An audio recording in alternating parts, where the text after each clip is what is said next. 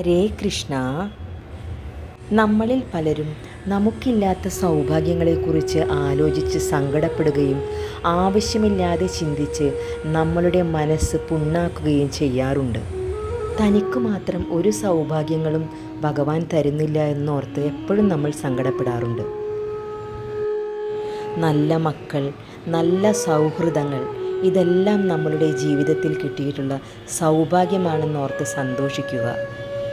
അതുകൊണ്ട് നമുക്ക് മുകളിലുള്ളവരെ നോക്കി നമുക്ക് കിട്ടാതെ പോയ സൗഭാഗ്യങ്ങളെക്കുറിച്ച് ഓർത്ത് ദുഃഖിക്കാതെ നമ്മളെക്കാൾ താഴെയുള്ളവരെ നോക്കി നമുക്ക് കിട്ടിയ സൗഭാഗ്യങ്ങളെക്കുറിച്ച് ഓർത്ത് സന്തോഷിക്കുകയാണ് വേണ്ടത്.